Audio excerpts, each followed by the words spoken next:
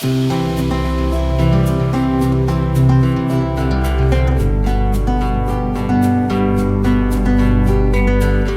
Pat Soldano, President of Family Enterprise USA. We promote and support generationally owned family businesses and their lifetime of savings at a national level in Washington, D.C., all sizes of business and all industries. So I'm very pleased to have with me today Andrew Geurink, who is HES Equipment's Vice President. HES Equipment is a family-owned business, and we're going to talk to him today about his family-owned business. So welcome. Thank you for joining. Thank you. Thanks for having us. Absolutely. So let's start with a little history of the business. How did it get started? What's kind of the size of the business, number of employees, where it's located, and those things? Yep.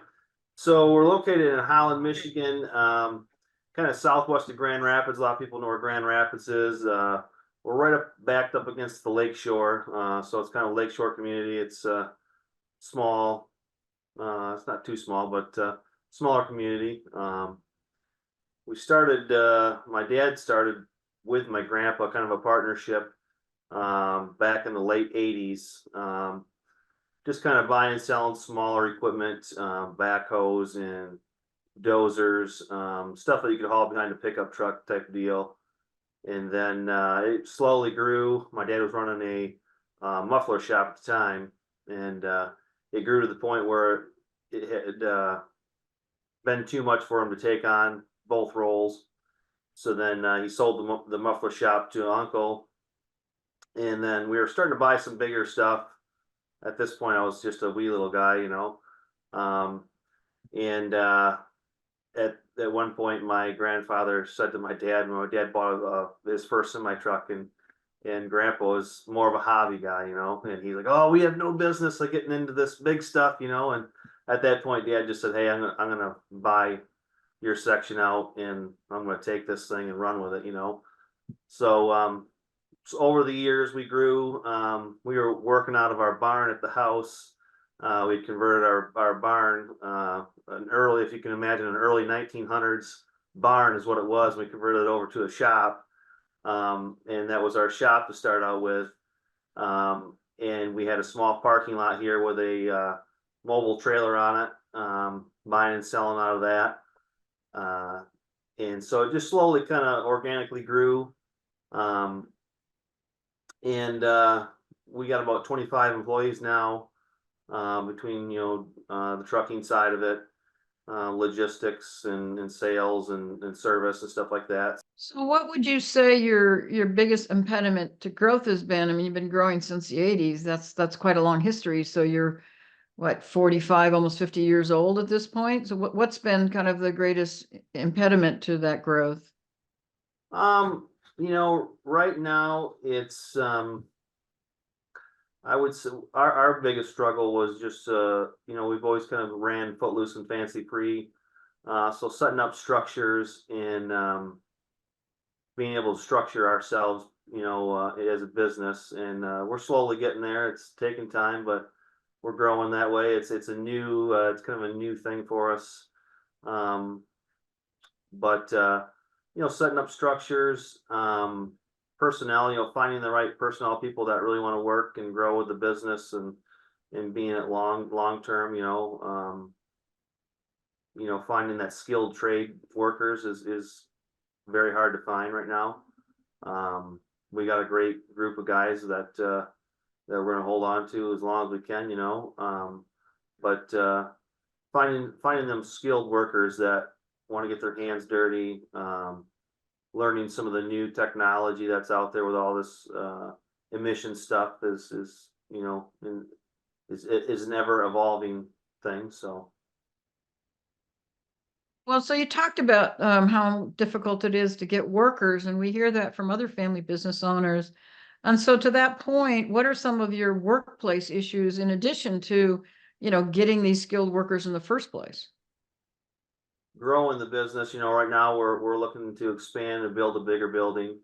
So we're looking forward to that, to maybe open up new territories to people that actually I think with a newer building, you attract different skilled trades, some other older generation that may be looking to move from somewhere else to a new place. So we're kind of excited about that. But we're definitely trying to work with the local schools and some of the skilled centers to try and attract some diesel techs and stuff like that. So where do these skilled workers come from typically? Where can you recruit them? Do they come from other countries? Where do they come from? What we're normally seeing is some of the, some farm, your smaller farm kids that grew up on farms that it's kind of natural for them to be able to wrench and mechanic and think outside the box.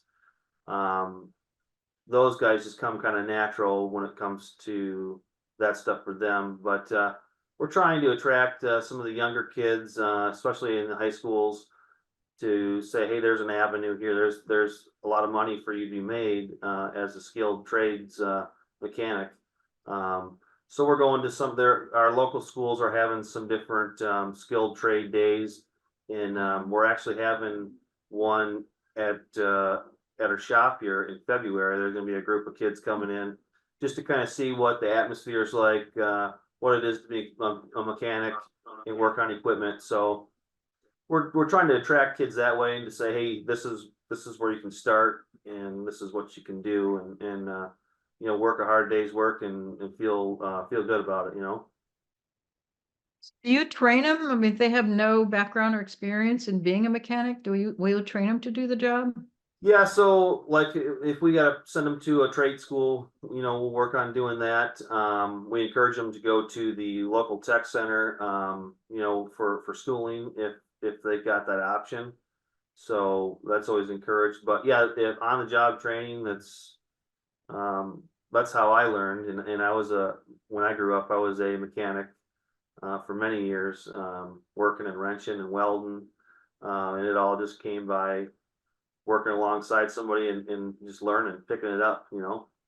Are you involved in the community and in politics in any way? I mean, do you meet or have you ever met with your members of Congress or city council or any of those individuals?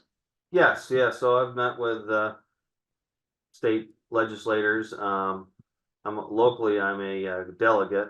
So Oh, um, we were supposed to have a meeting on Saturday, but I think that'll get canceled because of the weather.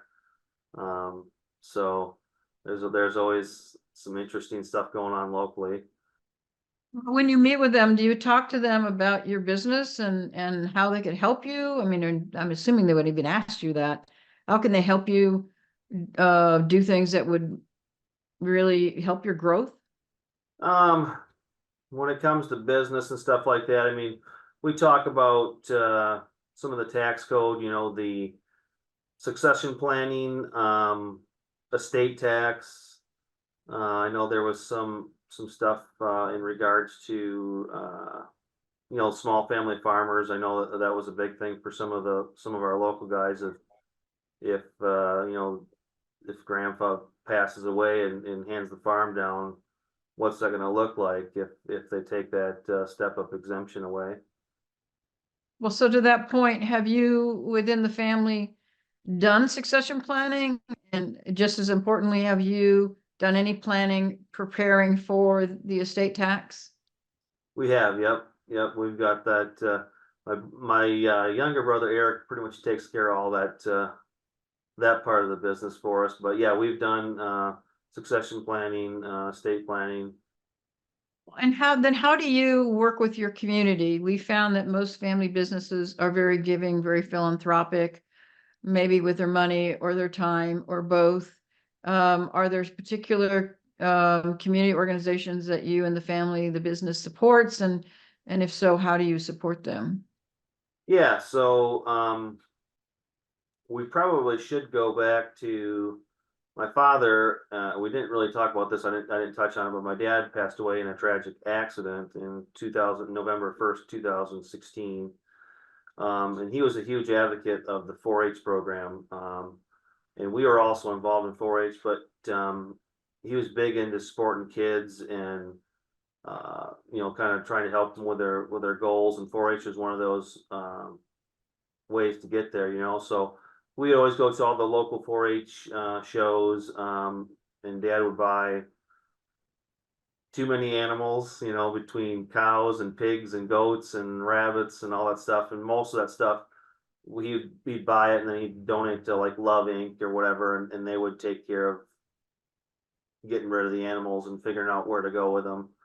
We take a couple of them home and put them in pasture. But yeah, the 4-H between the Holland Fair and New Zealand and Hudsonville, and Allegan County Fair, those are all big fairs that he would support. So we've carried it on. My younger sister takes care of most of all that. She goes to all the 4-H fairs, and she'll bid on animals and buy animals and support some of the local kids. So yeah. Oh, that's excellent. That's really good, important work.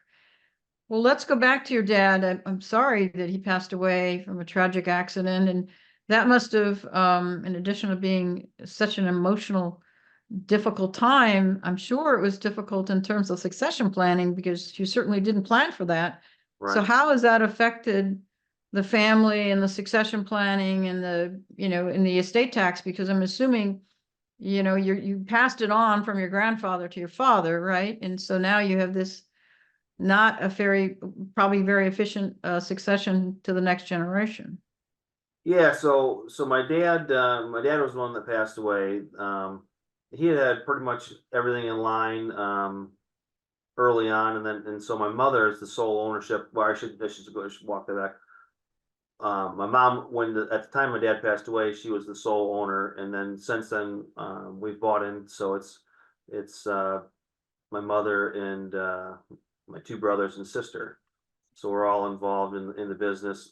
Well, I know that's a difficult thing to get through, but sounds like you've got it kind of under control, and that's a good plan, is to ultimately own the business and buy her out over time, as you said. Is there anything else we should know about the business or the family, or something maybe unique or different, or something you'd just like to share with people that are going to watch this video? We've always been a very close family. There's myself, my brother Aaron, Eric, and Amy, and we're all equal partners in it. And I know a lot of people always say, "Oh, how does that work?" And for us, we've always made it work. It's never been a burden,